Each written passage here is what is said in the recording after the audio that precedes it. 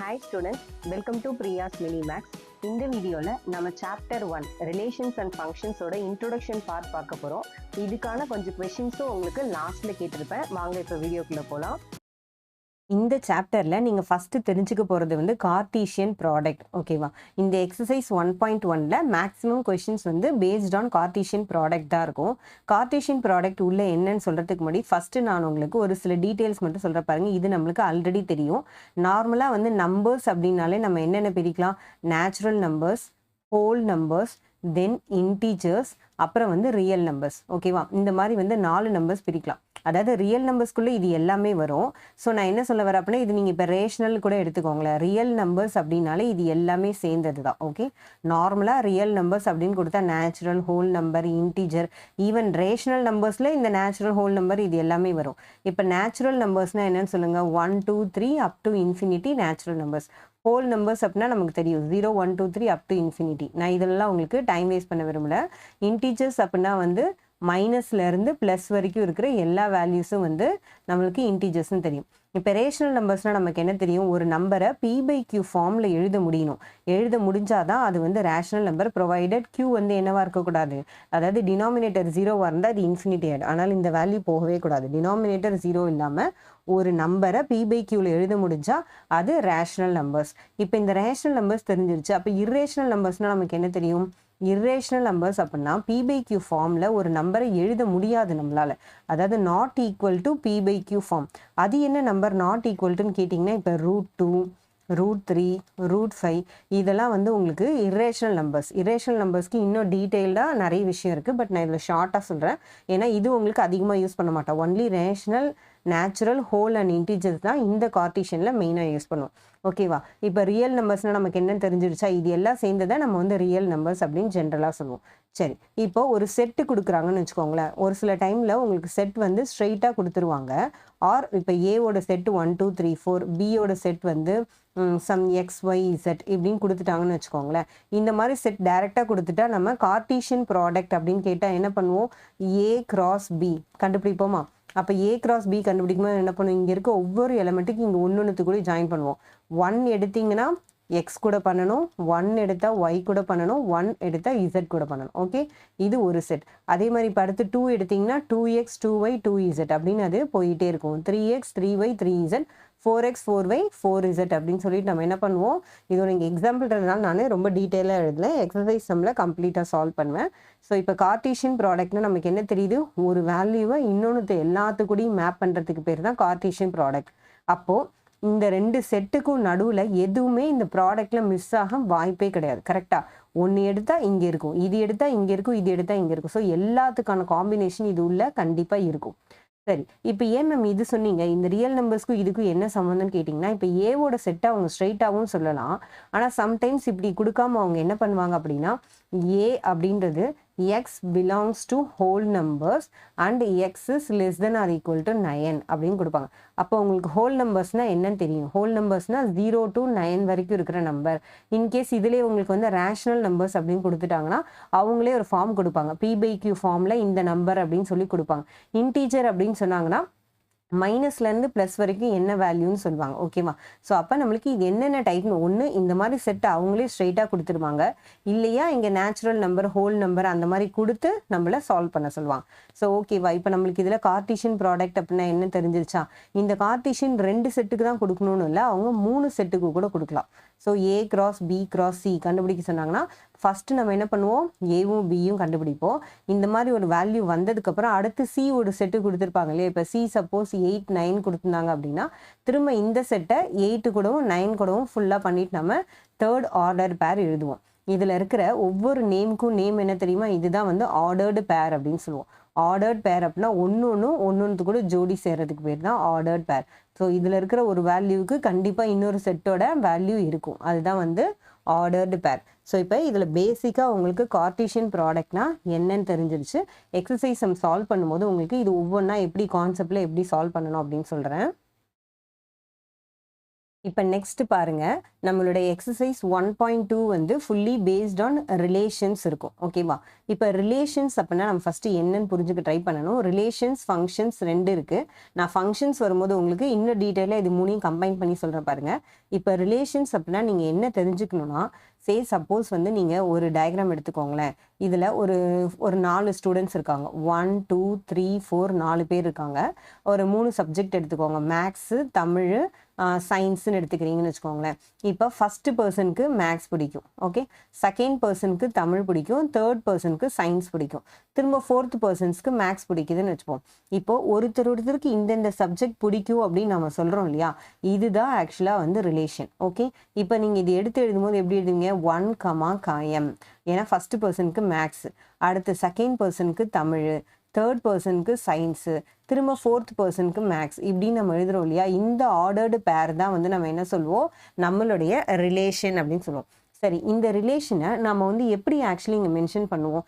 அதாவது உங்களுக்கு கொஷின்ஸ் வரும்போது எப்படி கேட்பாங்கன்னா, இதோட டொமைன் என்ன, ஆர் கோடொமைன் என்ன, ரேஞ்ச் என்ன, இந்த மாதிரி கேட்பாங்க. ஓகேவா? இந்த மாதிரி ஒரு செட்டு கொடுத்துருவாங்க. அந்த செட்லேருந்து நீங்கள் இந்த ஒரு ஆரோ டயக்ராம் வரைஞ்சிருவீங்க.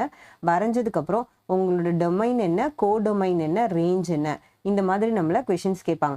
இப்போ ஃபஸ்ட்டு டொமைன் அப்படின்னு கேட்குறாங்கன்னு வச்சுக்கோங்களேன். நீங்கள் எந்தெந்த வேல்யூஸ்க்கெலாம் இங்கே கொடுத்தீங்களோ, இங்கே 5th பர்சன் ஒருத்தவங்க இருக்கலாம். அவனுக்கு நம்ம கிளாஸில் ஒரு சிலர் இருப்பாங்க இல்லையா, எந்த சப்ஜெக்ட்டுமே பிடிக்காமல் இருக்கும் இல்லையா, அந்த மாதிரி ஒரு 5 கூட ஒன்று இருக்கும். அப்போது இந்த மாதிரி எக்ஸ்ட்ராவாக ஒரு நம்பர் இருக்கும்போது, இந்த மாதிரி இப்போ ஒரு 5 பர்சன்ஸ் இருக்காங்க. இந்த 4 பேருக்கு ஒரு சப்ஜெக்ட் பிடிக்குது, 5வது ஆளுக்கு எந்த சப்ஜெக்ட்டுமே பிடிக்காதுன்னு வச்சுக்கோங்க. இப்போது இந்த 4 பேருக்கு நம்ம என்ன சப்ஜெக்ட் பிடிச்சிருக்கோ அதுதான் வந்து நம்மளுடைய டொமைன். ஓகேவா? அதாவது 1 2 3 4 எதுக்கெல்லாம் இங்கேருந்து இங்கே மேப் பண்ணோமோ, சிம்பிளாக சொல்கிறேன் பாருங்கள்.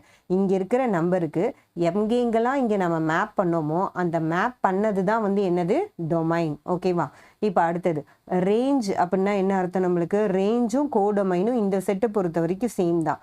ஏன்னா இங்கே என்ன எக்ஸ்ட்ராவாக இங்கே வேறு எதுவும் இல்லை. ஸோ இங்கே இருக்கிறதுக்கு இங்கே இருக்கிறதுனால இந்த சம் நான் இப்போ கொடுத்துருக்கிறதுக்கு வந்து ரேஞ்ச் அண்ட் கோடொமைன் ரெண்டுமே என்ன வரும் நம்மளுக்கு? MTS. ஓகே, ஸோ நான் எக்ஸசைஸ் சம்ஸ் வரும்போது இன்னும் உங்களுக்கு தனித்தனியாக அதை டீட்டெயிலாக சொல்கிறேன். ஸோ டொமைன், கோடொமைன், ரேஞ்சுன்னு நம்மளுக்கு ஒரு 3 கான்செப்ட் நம்ம இப்போ பார்த்துட்டோம். ஓகே, இப்போ நெக்ஸ்ட் நீங்கள் என்ன பார்க்க போகிறீங்க அப்படின்னா, இதே இதிலே உங்களுக்கு டீட்டெயில்டாக வந்து என்ன சொல்லுவாங்கன்னா, இதை என்ன ஃபார்மில் நம்ம சொல்லுவோம், அதாவது இது வந்து டிஃப்ரெண்ட் ஃபார்ம்ஸில் வந்து நம்ம ரெப்ரசன்ட் பண்ணுவோம். ஃபார்ம்ஸ் ஆர் ரெப்ரசன்டேஷன் ஞாபகம் வச்சுக்கோங்க. இந்த வேல்யூஸை நம்ம எப்படிலாம் நம்ம வந்து ரெப்ரசன்ட் பண்ணலாம் அப்படின்னு பார்த்தீங்கன்னா, இப்போ நான் வரைஞ்சிருக்க இந்த மெத்தட்க்கு பேர் வந்து ஆரோ டயக்ராம்னு சொல்லுவோம். ஓகே, ஒரு செட்டு கொடுக்குறாங்க. A = 1 2 3 4, B = மேக்ஸு, தமிழ், சயின்ஸுன்னு சொல்லிட்டு நம்மளுக்கு செட்டு கொடுத்துட்டாங்க இல்லையா. இப்போ இந்த செட்டை இப்படி போடுறதுக்கு இதுக்கு பேர் வந்து ஆரோ டயக்ராம் ரெப்ரசன்டேஷன். 2 சர்க்கிள் போட்டு அதுக்குள்ளே கோடு போட்டு வரைஞ்சா இதுக்கு பேர் வந்து ஆரோ டயக்ராம். இப்போ இதே மாதிரி நம்ம என்ன பண்ணலாம், இதை வந்து செட் பில்டர் ஃபார்ம்னு சொல்லுவாங்க. 2 பக்கமும் நம்பர்ஸ் கொடுப்பாங்க. யூஸ்வலாக செட் பில்டர் ஃபார்ம் அப்படின்னு சொன்னாங்கன்னா என்ன அர்த்தம் அப்படின்னா, 2 பக்கமும் நம்மளுக்கு வந்து ஒரு நம்பர்ஸ் கொடுத்துருப்பாங்க. இந்த மாதிரி மேக்ஸு, சயின்ஸுன்னு இருக்காது, பட் அது நம்பர்ஸில் இருக்கும். இப்போ இந்த செட்டை வந்து A, இந்த செட்டை Bன்னு எடுத்துக்கிட்டிங்கன்னு வச்சுக்கோங்களேன். அவங்க எப்படி கொடுப்பாங்க? செட் பில்டர் ஃபார்மில் A, B is ordered set where A is equal to B minus 4. ஓகேவா? இந்த மாதிரி நம்மளுக்கு வந்து கொடுப்பாங்க. அதாவது பியில் ஒரு 7 இருக்குன்னா 7ல் 4 போயிடுச்சுன்னா 3, இந்த மாதிரி கொடுக்கறதுக்கு பேர் என்னது? செட் பில்டர் ஃபார்ம்னு சொல்லுவோம். அதாவது இந்த வேல்யூவை நீங்கள் இந்த மாதிரி வந்து எழுதணும் ஆக்சுவலாக செட் பில்டர் ஃபார்மில். அதே சப்போஸ் ரெப்ரசன்டேஷன், இப்போ ஆரோ டயக்ராம் பார்த்துட்டோம், செட் பில்டர் ஃபார்ம் பார்த்துட்டோம். ரோஸ்டர் ஃபார்ம் அப்படின்னா என்ன அர்த்தம்னா, நம்மளோட கார்ட்டீசியன் ப்ராடக்ட் எழுதுனீங்க இல்லையா, இதுக்கு இது ஜோடி, இதுக்கு இது ஜோடி நம்ம எழுதுறோம்ல, இந்த ஃபார்முக்கு பேர் தான் என்னது? ரோஸ்டர் ஃபார்ம் அப்படின்னு சொல்லுவோம். ஓகே, ரோஸ்டர் ஃபார்ம் அப்படின்னா நம்ம அதை வந்து கார்ட்டீசியன் ப்ராடக்ட் மாதிரி என்ன பண்ணணும்? செட்டாக வந்து எடுத்து எழுதுவோம். ஓகே, அடுத்தது கிராஃப் நமக்கே தெரியும் இல்லையா. 1க்கு -, இப்போ 1க்கு 4னா 1,4, இப்போ அடுத்து 2க்கு 3னா 2,3, இந்த மாதிரி நம்ம வச்சு இந்த கிராஃப் வரைவோம் இல்லையா. ஸோ இது வந்து கிராஃப். ஸோ இந்த 4 ரெப்ரசன்டேஷன் வந்து யூஸ்வலாக நம்ம என்ன பண்ணுவோம், இதில் பண்ணுவோம். Arrow diagram, set builder form, roster form, graph, இந்த 4த்துலேயும் நம்மளுடைய டேட்டாவை நம்ம என்ன பண்ணலாம்? ரெப்ரசன்ட் பண்ணி காமிக்கலாம். ஓகே, அண்ட் நம்ம இன்னும் என்னென்ன கற்றுக்கிட்டோம்? Domain, codomain, range. இது இன்னும் நிறைய சம்ஸில் உங்களுக்கு 1.2ல் டீட்டெயிலாக சொல்கிறேன். இதை மட்டும் ஞாபகம் வச்சுக்கோங்க. நீங்கள் ஃபஸ்ட்டு இங்கே இதுலேருந்து எந்தெந்த வேல்யூஸ் இருக்கோ அது வந்து டொமைன், அண்ட் இங்கே இருக்கிற வேல்யூஸ் செட்டு வந்து கோடொமைன், அதில் எதுக்கு எது வேல்யூ இருக்கோ அது வந்து ரேஞ்ச். ஓகே, இது வரைக்கும் நம்ம இதை பார்த்துட்டோம். இப்போ நெக்ஸ்ட் வந்து ஃபங்க்ஷன்ஸ் பாருங்க. நம்மளோட எக்ஸசைஸ் 1.3 வந்து ஃபுல் அண்ட் ஃபுல் ஃபங்க்ஷன்ஸ் பொறுத்து தான் இருக்கு. ஸோ இப்போ உங்களுக்கு இன்னொன்று சொல்கிறேன். இந்த எக்ஸசைஸ் கம்ப்ளீட் ஆகும், அதாவது இந்த இன்ட்ரோடக்ஷன் வீடியோ உங்களுக்கு கம்ப்ளீட் ஆகும்போது நான் ஃபியூ கொஷின்ஸ் கேட்டிருப்பேன். அது ப்ரீவியஸ் இயர் கொஷின் பேப்பர்ல இருந்தும் இருக்கும், இன் ஜென்ரலாகவும் உங்களுக்கு கொஷின்ஸ் கேட்டிருப்பேன். ஸோ தட் உங்களுக்கு நீங்கள் அண்டர்ஸ்டாண்டிங், அதாவது நீங்கள் இந்த வீடியோ முழுசாக பார்த்து முடிச்சது உங்களுக்கு எந்த அளவுக்கு புரிஞ்சுது அப்படின்றது தெரியும். ஸோ அந்த கொஷின்ஸ்க்கான ஆன்சரை நீங்கள் வந்து கமெண்ட் பண்ணுங்கள். ஸோ இப்போ பாருங்கள், ஃபஸ்ட்டு ஃபங்க்ஷன்ஸ்னு சொன்னோம் இல்லையா? இப்போ ஃபங்க்ஷன் அப்படின்னா என்ன அர்த்தம் அப்படின்னா, நீங்கள் நார்மலாக வந்து ஒரு ரிலேஷன் எஸ்டாப்ளிஷ் பண்ணுறீங்கல்ல, அதாவது ஒரு எக்ஸுக்கு ஒரு ஒய். இப்போ ஒரு ஆரோ டயக்ராம் எடுத்துக்கோங்களேன். நம்ம ஏற்கனவே போட்ட டயக்ராமே எடுத்துப்போமா? 1 2 3 4. இதுக்கு வந்து நம்ம என்ன எடுத்துக்கிட்டோம்? மேக்ஸு, தமிழ், சயின்ஸ் எடுத்துக்கிட்டோமா? இப்போ இது என்னதுக்கு நம்ம வரைஞ்சோம்? 1க்கு 1, 2க்கு 3க்கு 4க்கு எம், இப்படி நம்ம வரைஞ்சிருந்தோம். கரெக்டாக? இதில் இப்போ இது எப்போ வந்து ஃபங்க்ஷன் அப்படின்னு நம்ம சொல்வோம்னா, ஒரு எக்ஸ்க்கு ஒரு ஒய் இருந்ததுன்னா அப்போ தான் அது வந்து ஃபங்க்ஷன். ஓகே, இப்போது இதை வந்து எக்ஸ் அப்படின்னு ஒரு செட்டும் இதை ஒய் அப்படின்னு ஒரு செட்டும் எடுத்துக்கிட்டோம். இப்போ இது வந்து ரிலேஷன் அப்படின்னு நமக்கு தெரியும். கரெக்டாக? இப்போ இந்த ரிலேஷன் வந்து எப்போ ஃபங்க்ஷனாக மாறும் அப்படின்னா, every X should have only one Y. Every X should have only one Y. Okay, ஒரு எக்ஸுக்கு 2 ஒய் இருந்தால் கிடையாது. Should have only one Y. Okay, Y அப்போ 2 தடவை வருதே, அதெல்லாம் பிரச்சனை இல்லை. எக்ஸுக்கு ஒரு ஒய் தான் இருக்கணும். ஓகே, எக்ஸுக்கு ஒய் இல்லாமல் எக்ஸ்ட்ராவும் இருக்கக்கூடாது, எக்ஸுக்கு மோர் தென் 1 ஒய்யும் இருக்கக்கூடாது. அது என்னது அப்படின்னு கேட்டிங்கன்னா, இப்போ 1 2 3 இருக்குது. இப்போ ஃபஸ்ட்டு பர்சன் சொல்கிறேன், எனக்கு மேக்ஸும் பிடிக்கும் தமிழும் பிடிக்கும்னு சொல்கிறான்னு வச்சுக்கோங்க. இது வந்து ஃபங்க்ஷனே கிடையாது. ஓகே, ஸோ ஒரு பர்சனுக்கு ஒரு சப்ஜெக்ட் தான் பிடிச்சிருக்கணும். அப்போ தான் வந்து அது என்னது, நம்ம ஃபங்க்ஷன் கேட்டகரிக்குள்ளே வரும். அதே மாதிரி இப்போ நம்ம முன்னாடி ஒன்று பார்த்தோம் இல்லையா, 5th பர்சன் எதுவுமே பிடிக்கலன்னு சொன்னோம், அதுவும் ஃபங்க்ஷன் கேட்டகரியில் வராது. ஸோ ஒரு பர்சன் எடுத்தால் அவனுக்கு ஒரு சப்ஜெக்ட் தான் பிடிச்சிருக்கு அப்படின்னா அந்த கான்செப்ட் தான் நம்ம என்ன சொல்கிறோம்? ஃபங்க்ஷன்ஸ் அப்படின்னு சொல்கிறோம். ஓகே, சரி. இப்போ நம்ம இன்னொரு விஷயம் இதில் நல்லா பாருங்கள். ஃபஸ்ட்டு ஒரு கார்ட்டீசியன் ப்ராடக்ட் நம்ம எக்ஸ்பிளைன் பண்ணோமா? நம்மளுடைய ஃபஸ்ட்டு ஒன் என்னது? கார்ட்டீசியன் ப்ராடக்ட் சொன்னோமா? இதான் வந்து இருக்கிறதுலே பெருசு, A cross B, ஒரு பெரிய செட்டு. இதுக்குள்ள நமக்கு என்ன இன்னொன்று தெரியும்? ஆக்சுவலாக இதுக்குள்ளே தான் நம்மளுக்கு வந்து ரிலேஷன்ஸ் இருக்குன்னு தெரியும். ஸோ இது வந்து கார்ட்டீசியன் ப்ராடக்ட். நெக்ஸ்ட் வந்து நம்மளுடைய ரிலேஷன்ஸ். ஓகே, இப்போ இந்த ரிலேஷன்ஸ் வந்து எதுக்குள்ள இருக்கும்? A cross B செட்டுக்குள்ள சம் வேல்யூஸ் வர்றது ரிலேஷன். இப்போ இந்த ரிலேஷன்ஸ்குள்ள வருது இல்லை, இதுதான் வந்து நம்மளுக்கு ஃபங்க்ஷன்ஸ். புரியுதா பாருங்க? ஃபங்க்ஷன்ஸ் அப்படின்றது ரிலேஷனுக்குள்ள தான் இருக்கும். ஏன் சொன்னேன்? ஒரு பர்சனுக்கு ஒன்று தான் இருந்ததுன்னா அது ஃபங்க்ஷன், ஒரு பர்சனுக்கு 2மே இருந்ததுன்னா அது ரிலேஷன், எதுவுமே இல்லாட்டியும் பரவாயில்லன்னு ஒருத்தவங்க இருக்கிறான் இல்லையா, அது கார்ட்டீசியன் ப்ராடக்ட். ஓகே, எல்லாமே சேர்ந்தது கார்ட்டீசியன் ப்ராடக்ட். இதில் ஒருத்தருக்கு 1 இருந்தாலும் சரி, 2 இருந்தாலும் சரி, எப்படி இருந்தாலும் சரி, அது ரிலேஷன். ஒருத்தர் ஒரு சப்ஜெக்ட் தான் பிடிச்சிருக்குன்னு சொன்னால் அது ஃபங்க்ஷன். ஓகே, அப்போ கார்ட்டீசியன் ப்ராடக்டோட சப்செட் ரிலேஷன், ரிலேஷனோட சப்செட் தான் ஃபங்க்ஷன். ஸோ இப்போ ஏதாவது உங்களுக்கு வந்து 1 மார்க்கில் கேட்குறாங்கன்னு வச்சுக்கோங்களேன், function is subset of dash அப்படின்னு கேட்டால் நம்ம என்ன சொல்லுவோம்? ஃபங்க்ஷன் இஸ் சப்செட் ஆஃப் டேஷ்னு கேட்டால் ரிலேஷன்ஸ். ஓகேவா? இப்போ இதே கொஷின் வந்து ரிலேஷன் இஸ் சப்செட் ஆஃப் டேஷ்னு கேட்டால், ரிலேஷன் எதுக்கு கீழே வருதுன்னு கேட்டால் கார்ட்டீசியன் ப்ராடக்ட் கீழே வருது அப்படின்னு நம்ம சொல்லுவோம். கரெக்டாக? ஸோ இப்போ இந்த கான்செப்ட் நல்லா ஞாபகம் வச்சுக்கோங்க. ஃபங்க்ஷன் எதுக்குள்ளே இருக்குது, ரிலேஷன் எதுக்குள்ளே இருக்குது, டோட்டல் பெருசாக இருக்கிறதுக்கு பேர் தான் வந்து என்னது? கார்ட்டீசியன் ப்ராடக்ட் அப்படின்னு சொல்லுவோம். ஓகே, ஸோ இப்போ நம்மளுக்கு இதில் என்ன தெரியுது? எவ்ரி எலமெண்ட் இந்த domain has an image. So இப்போ இந்த டொமைனில் இருக்க ஒவ்வொரு எலமெண்ட்டுக்கும் கண்டிப்பாக ஒரு இமேஜ் இருக்கணும். அது எத்தனை தான் இருக்கணும்? ஒரே ஒரு இமேஜ் தான் இருக்கணும். ஸோ இப்போ இந்த பாயிண்ட் எப்படி எழுதுவோமா? Every X should have only one ஒய்ன்னு சொன்னேன் இல்லையா? இப்போ இந்த இடத்துல வந்து நான் என்ன பண்ணுறேன் அப்படின்னா, எக்ஸ்க்கு பதில் வந்து எவ்ரி எலமெண்ட்னு சொல்கிற பாருங்க. So every element should have one image, only one image அப்படின்னு சொல்லலாமா? இமேஜ் அப்படின்றது இதுதான், ப்ரீ இமேஜ்ன்றது இது. ஓகே, இப்போ நம்ம நெக்ஸ்ட் வந்து இதை பேஸ் பண்ணி தான் நம்ம என்ன சொல்கிறோம் அப்படின்னா, நம்ம ஃபங்க்ஷனாக இல்லையா, இப்போ ஒரு கொஷின் கொடுக்குறாங்கன்னு வச்சுக்கோங்களேன், ஒரு கொஷின் கொடுத்துட்டு இந்த கொஷின் வந்து ஃபங்க்ஷனாக இல்லையா அப்படின்னு கேட்டாங்கன்னா நம்ம என்ன செக் பண்ணி பார்க்கணும்? இந்த ஆரோ டயக்ராமில் ஒன்றுத்துக்கு ஒரு ஆன்சர் தான் வருதா, ஒன்றுத்துக்கே 2 ஆன்சர் வருதா, இல்லை எதுக்குமே வராமல் இருக்குதா, இந்த 3த்தையும் பார்த்து நம்ம என்ன பண்ணுவோம்? இந்த டயக்ராமில் இந்த கிவன் ஒன் வந்து ஃபங்க்ஷனாக இல்லையா அப்படின்னு நம்ம சொல்லிடுவோம். ஓகேவா? இப்போ நான் உங்களுக்கு கொஷின்ஸ் வரும்போது 1-2 கொஷின் காமிக்கிறேன். அந்த கொஷின் ஃபங்க்ஷனாக இல்லையா அப்படின்றது நீங்கள் லாஸ்ட்டில் எனக்கு கமெண்ட் பண்ணுங்கள். இப்போ நெக்ஸ்ட் பாருங்க, நம்ம 1.4 எக்ஸசைஸில் மெயினாக யூஸ் பண்ணுற கான்செப்ட் வந்து டைப்ஸ் ஆஃப் ஃபங்க்ஷன். ஓகேவா, நம்ம இதுக்கு முன்னாடி ஃபங்க்ஷன்னா என்னன்னு பார்த்துட்டோம். ஃபங்க்ஷனில் மெயினாக என்ன சொன்னோம், இந்த ஏ அப்படின்ட்டு இருக்கிறது வந்து எலமெண்ட்டு, பியை வந்து இமேஜ்னு சொல்லுவோம். கரெக்டாக, இந்த எலமெண்ட்டுக்கு ஒரு இமேஜ் தான் இருக்கணும். இப்போ 1லேருந்து 2 கோடு, 3லேருந்து 2 கோடு இந்த மாதிரிலாம் போகவே முடியாது. அப்படி இருந்தால் அது என்னது, ஃபங்க்ஷனே கிடையாது. அதில் ரொம்ப தெளிவாக இருங்க. ஒரு எலமெண்ட்டுக்கு ஒரு இமேஜ் அப்படின்னு இருக்கிறதுக்கு பேர் தான் ஜென்ரலாக வந்து ஃபங்க்ஷன். ஓகே, இப்போ இந்த ஃபங்க்ஷனை வந்து நம்ம 4 டைப்ஸாக ஜென்ரலாக 4 டைப்ஸாக பிரிக்கிறோம். Okay, first one function, many one function, on to function, into function. So இதெல்லாம் நல்லா கவனிச்சுக்கோங்க. One function, many one function அப்படின்றது எதை பேஸ் பண்ணினா, இந்த ஏ செட்டை பேஸ் பண்ணி எழுதுறது தான் வந்து ஒன் மெனி ஒன். அதே ஆன் டு இன்டு அப்படின்ற ஃபங்க்ஷன் பார்த்தீங்கன்னா அது வந்து பி செட்டை பேஸ் பண்ணி எழுதுகிற ஃபங்க்ஷன் வந்து ஆன் டு இன்டு. ஓகேவா, so again repeating, one many one அப்படின்றது ஏவோட செட்டை, அதாவது நம்மளுடைய டொமைன் செட்டை பேஸ் பண்ணி எழுதுறது வந்து இந்த ஃபங்க்ஷன். ஆன் டு இன்டு இந்த 2 ஃபங்க்ஷன் வந்து நம்மளுடைய கோடொமைனை பேஸ் பண்ணி எழுதுறது. இது டொமைன், இது கோடொமைன்.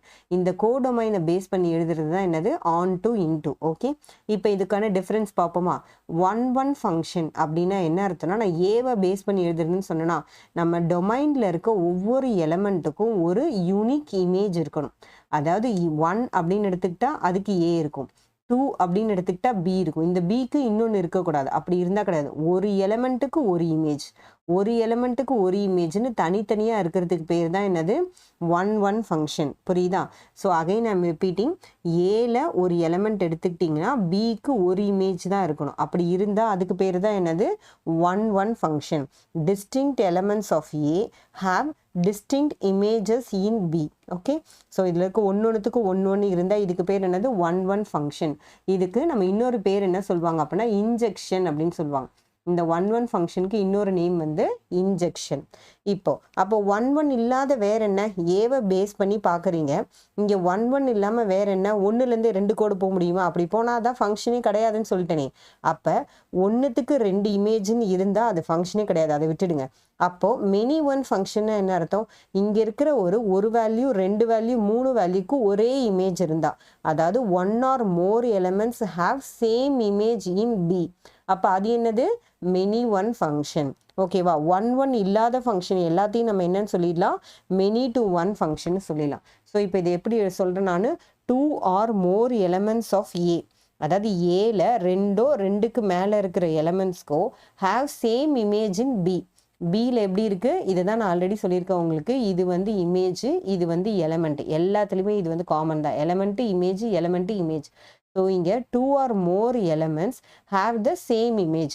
2, 3த்துக்கு ஒரே இமேஜ் இருந்தது அப்படின்னா அந்த ஃபங்க்ஷனுக்கு பேர் என்ன, நம்மளுக்கு many to one function. Okay, இப்போ ஒன்னா என்னன்னு பார்த்தாச்சு, மெனி டு ஒன் என்னன்னு பார்த்தாச்சு, based on elements in A. Okay, இப்போ அடுத்து பாருங்க, on to function, into function என்ன சொன்னேன், பேஸ்ட் ஆன் த கோடொமைன். இதை பேஸ் பண்ணி தான், அதாவது இமேஜ் பேஸ் பண்ணி தான் பேசுறது தான் வந்து ஆன் டு இன்டு. அப்போ ஆன் டு ஃபங்க்ஷன்னா இந்த பி செட்டை பேஸ் பண்ணி சொல்லுவோமா, அப்போ என்னன்னு சொல்லுவோம், எவ்ரி எலமெண்ட் இந்த B has a pre image in A. அதாவது இங்கே இருக்கிற ஒவ்வொரு எலமெண்ட்டுக்கும் கண்டிப்பாக என்ன இருக்கணும், இங்கே நம்மளுக்கு ப்ரீ இமேஜ் இருக்கணும். இது 1 தான் இருக்கணும், 2 தான் இருக்கணும், அதெல்லாம் இல்லை, கண்டிப்பாக இருக்கணும், அவ்வளோதான். இப்போ ஏன்ற எலமெண்ட் எடுத்துக்கிட்டிங்கன்னா 2 இருக்குது, பின்ற எலமெண்ட்டுக்கு 1 இருக்குது, இங்கே 4 சின்ற எலமெண்ட்டுக்கு 4ன்னு ஒரு இமேஜ் இருக்குது. ஓகே, ஸோ அப்போது இது இமேஜ்னு எடுத்துக்கிட்டா இதை நம்ம என்னன்னு சொல்லுவோம், ப்ரீ இமேஜ்னு எடுத்துப்போமா. ஸோ இப்போ இதில் பேசும்போது எப்படி சொல்கிறோம் பாருங்கள், இதை வந்து நீங்கள் எலமெண்ட் அப்படின்னு எடுத்துக்கிட்டிங்கன்னா இதை வந்து ப்ரீ இமேஜ் அப்படின்னு சொல்லுவோம். Okay, so element in B has a pre image in A. இதில் யாருமே வந்து ஒன்லி ஒன் ப்ரீ இமேஜ்னா சொல்ல மாட்டாங்க. ஸோ இங்கே இருக்க ஒரு எலமெண்ட்டுக்கு கண்டிப்பாக ப்ரீ இமேஜ் இருக்கணும். அப்படி இருந்தால் அதுக்கு பேர் தான் என்னது, ஆன் டு ஃபங்க்ஷன். ஓகே, அப்போ அந்த மாதிரி இல்லைனா இங்கே ஏதாவது எக்ஸ்ட்ரா ஒரு ஃபங்க்ஷன் இருந்தால் அதான் இன்டு ஃபங்க்ஷன். ஸோ ரொம்ப சிம்பிளாக சொல்லிட்டு போயிடலாமா. இப்போ இந்த ஆன் டூக்கு இன்னொரு பேர் சொல்லுவாங்க, இதுக்கு பேர் வந்து சர்ஜெக்ஷன் அப்படின்னு சொல்லுவாங்க. ஓகே, ஜஸ்ட் இது இட் இஸ் கால்ட் அஸ் அந்த மாதிரி மீனிங்கில் சொல்கிறேன். இது வந்து ஒன் அப்படின்னா இன்ஜெக்ஷன் சொல்லுவோம், ஆன் டூ அப்படின்னா சர்ஜெக்ஷன் அப்படின்னு சொல்லுவோம். ஓகேவா, ஸோ இப்போ நான் இங்கே வந்து எக்ஸ்ட்ரா எந்த எலமெண்ட்டும் இருக்கக்கூடாது. அதாவது ஒரு எலமெண்ட் இருக்குது அப்படின்னா அதுக்கு கண்டிப்பாக ப்ரீ இமேஜ் இருக்கணும். அப்படி ப்ரீ இமேஜ் இல்லை, ஏதாவது ஒரு எலமெண்ட் காலியாக இருந்து ப்ரீ இமேஜ் இல்லை அப்படின்னா அந்த ஃபங்க்ஷனுக்கு பேர் என்ன?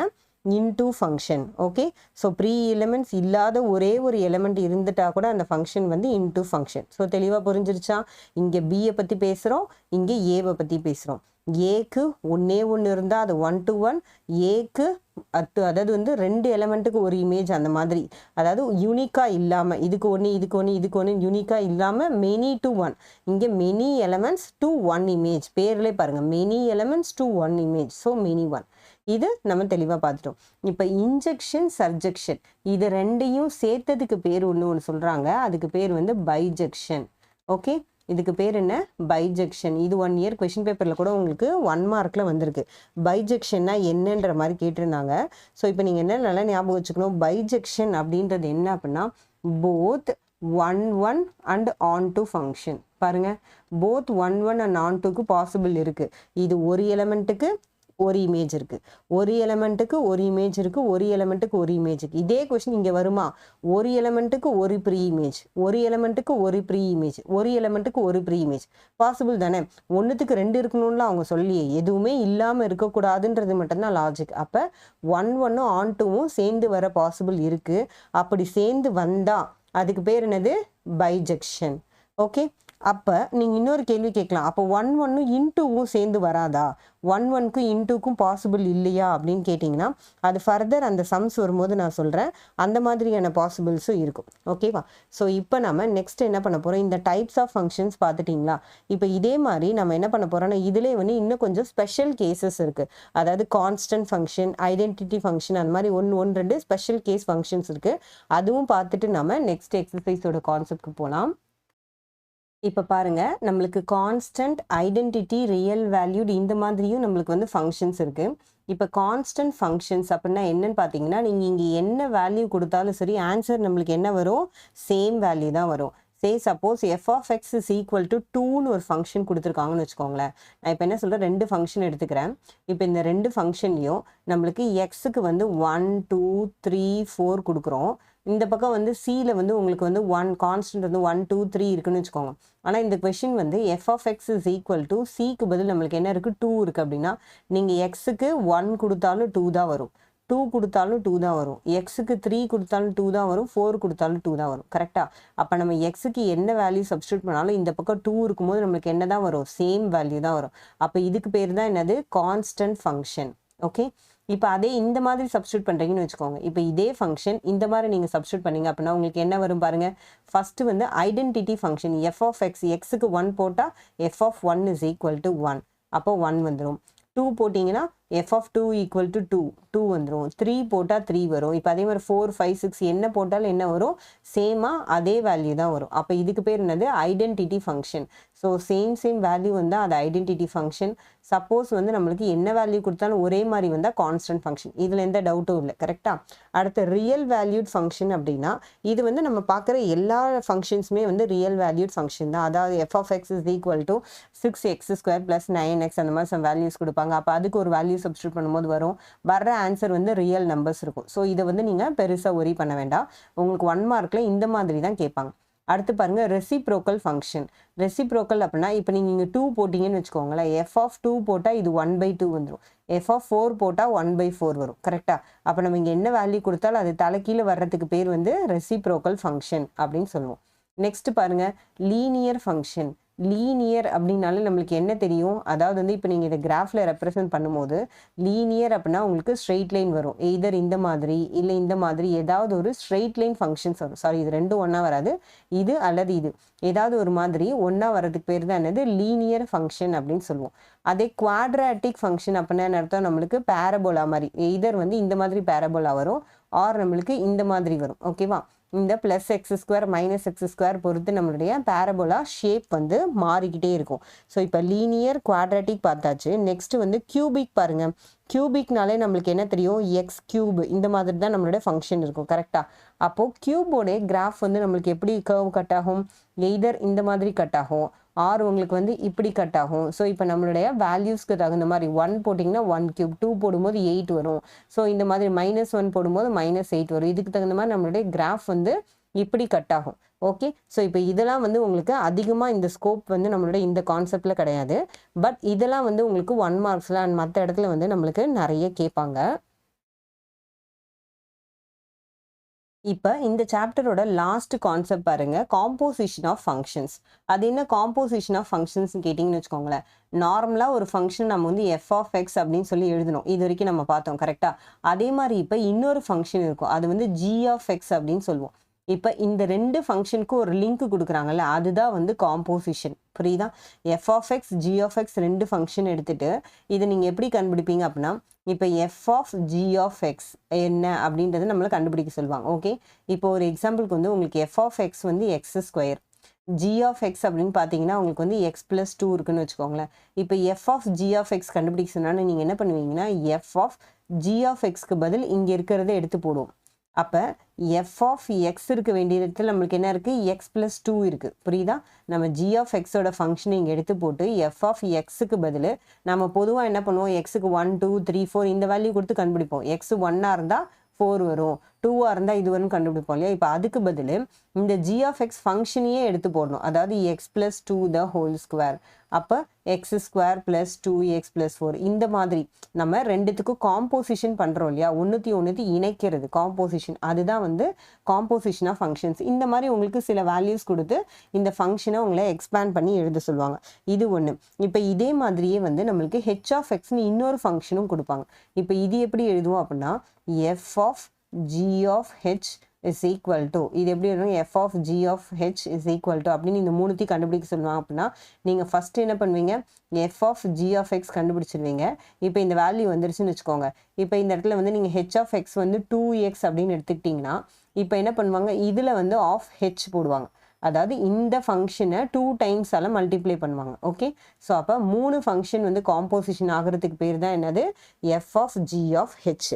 ஓகே, இப்போ இது எக்ஸசைஸ் சம் வரும்போது நம்ம ஒவ்வொரு சம்மும் டீட்டெயிலாக பார்ப்போம். உங்களுக்கு பேசிக்காக காம்போசிஷன்னா என்னன்னு தெரிஞ்சிச்சு. 2 அல்லது 3 ஃபங்க்ஷன் கொடுத்து அதை லிங்க் பண்ண மாதிரி நம்ம சம் சால்வ் பண்ணுறதுக்கு பேர் தான் காம்போசிஷன். சரி, இப்போ இதில் என்ன 1 மார்க் கேட்பாங்க அப்படின்னு கேட்டிங்கன்னா, நம்மளுக்கு காமுடேட்டிவ் அசோசியேட்டிவ்லாம் நம்ம வந்து நிறைய படிச்சிருக்கோம் கரெக்டாக. நம்ம நம்பர்ஸில் காமுடேட்டிவ் நம்ம பண்ணும்போது அசோசியேட்டிவ் பண்ணும்போது என்னென்னு பண்ணுவோம். இப்போ காமுடேட்டிவ் அப்படின்னா நம்மளுக்கு என்ன தெரியும் ஆக்சுவலாக, அதாவது எஃப் ஆஃப் ஜி கண்டுபிடிக்கிறதும் ஜி ஆஃப் எஃப் கண்டுபிடிக்கிறதும் சேமான்னு கேட்டிங்கன்னா கிடையாது. ஸோ அப்போ இந்த ரெண்டு ஃபங்க்ஷன்ஸ் வந்து காமுடேட்டிவான்னு கேட்டிங்கன்னா நாட் காமுடேட்டிவ். ஸோ இதை நல்லா ஞாபகம் வச்சுக்கோங்க. ஒரு 2 ஃபங்க்ஷன் கொடுத்து இந்த 2 ஃபங்க்ஷன் காமுடேட்டிவான்னு கேட்டால் அது என்ன ஃபங்க்ஷனாக வேணால் இருந்துட்டு போட்டோம், but it cannot be commutative. Okay, but associative அப்படின்ற கான்செப்ட் எப்போ வரும், 3 ஃபங்க்ஷனுக்கு வரும் கரெக்டாக. மோர் தென் 2 வரும்போது தான் நம்மளுக்கு அசோசியேட்டிவ் வரும். அசோசியேட்டிவ் அப்படின்னாலே என்ன அர்த்தம், நாம் சாதாரணமாக வந்து நம்பர்ஸில் படிக்கும்போது என்ன படிச்சிருப்போம், A into B plus C is equal to A plus B plus C. இது கரெக்டா அப்படின்னு கேட்டிருப்பாங்க கரெக்டா. ஆர் நீங்கள் வந்து சாரி இப்போ இது வந்து இப்படி கூட வச்சுக்கோங்க, ஏ இன்டூன்னு கூட வச்சுக்கோங்களேன். இங்கே பாருங்க, இப்போ ஏ இன்டூ அப்படின்னு பண்ணும்போது நம்ம வந்து பண்ணும்போது எடுப்போம் ஏபி ப்ளஸ் ஏசி அந்த மாதிரி எழுதலாம். ஓகேவா? ஸோ இப்போது இது நான் என்ன சொல்கிறேன் அப்படின்னா, ஃபஸ்ட்டு வந்து உங்களுக்கு இதே மாதிரியே இந்த 3 ஃபங்க்ஷன் எப்படி எழுதுவீங்கன்னு பார்த்தீங்கன்னா, f of G of x, first வந்து F of G of x, இதில் வந்து ஆஃப் ஹெச், இதுவும் நம்ம f of G of H இதுவும் சேமான்னு கேட்டிங்கன்னா எஸ் இட் இஸ் சேம். அப்போ it holds associative property but not commutative property. தெளிவாக சொல்கிறேன். 3 ஃபங்க்ஷன் கொடுத்து கேட்கும்போது அதில் அசோசியேட்டிவ் ப்ராப்பர்ட்டி உண்டான்னு கேட்டால் எஸ் உண்டு, பட் நம்மளுக்கு 2 ஃபங்க்ஷனில் காமுடேட்டிவ் உண்டான்னு கேட்டால் கண்டிப்பாக கிடையாது. ஏன்னா அதை மாற்றி மாற்றி பண்ணிங்கன்னா உங்களுக்கு என்ன வராது, ஒரே ஆன்சர் வராது. ஓகேவா? இப்போ இந்த இடத்துல f of G of x பண்ணும்போது x plus 2 the whole square வந்தது கரெக்டாக. இப்போ அதே திருப்பி பண்ணி பாருங்களேன், g of F of x பண்ணுங்களேன். இதே கொஷினே நான் உங்களுக்கு இது இல்லைன்றதுக்கு ப்ரூஃப் பண்ணுறதுக்கு சொல்கிறேன். G of F of X என்னது, எக்ஸ் ஸ்கொயர். அப்போ இந்த எக்ஸ் இருக்கிற இடத்துல எக்ஸ் ஸ்கொயர் போட்டிங்கன்னா உங்களுக்கு என்ன வரும், எக்ஸ் ஸ்கொயர் ப்ளஸ் 2 வரும். அப்போது நம்மளுக்கு ரெண்டுத்துக்கும் என்ன ஆன்சர் வந்திருக்கு பாருங்கள். ஆக்சுவலாக ஃபஸ்ட்டு வந்து F of G of X கண்டுபிடிக்கும் போது நமக்கு ஆன்சர் வந்து X square plus 2x plus 4. ஆனால் G of F of X கண்டுபிடிக்கும் போது எக்ஸ் ஸ்கொயர் ப்ளஸ் 2. இதுவும் எப்படி இல்லை, சேமாக இல்லை. அப்போ இது என்னது, நாட் காமுடேட்டிவ். அசோசியேட்டிவ் உண்டு, காமுடேட்டிவ் கிடையாது. ஸோ இப்போ இதோட இந்த காம்போசிஷன் ஆஃப் ஃபங்க்ஷன்ஸ் கம்ப்ளீட் ஆயிடுச்சு. இந்த சாப்டருக்கான ஃபியூ கொஷின்ஸ் உங்களுக்கு இதில் கேட்டிருக்கேன். உங்களுக்கு ஆன்சர் தெரிஞ்சவங்க கமெண்ட்ல சொல்லுங்க. இதுக்கான எக்ஸசைஸ் 1.1 நெக்ஸ்ட் வீடியோவில் பார்ப்போம். உங்களுக்கு இந்த வீடியோ பிடிச்சிருந்தா லைக் பண்ணுங்க, உங்க கிளாஸ்மேட்ஸ் அண்ட் ஃப்ரெண்ட்ஸ்க்கு ஷேர் பண்ணுங்க. மறக்காம நம்ம சேனலை சப்ஸ்கிரைப் பண்ணி வச்சுக்கோங்க. தேங்க்யூ ஃபார் வாட்சிங்.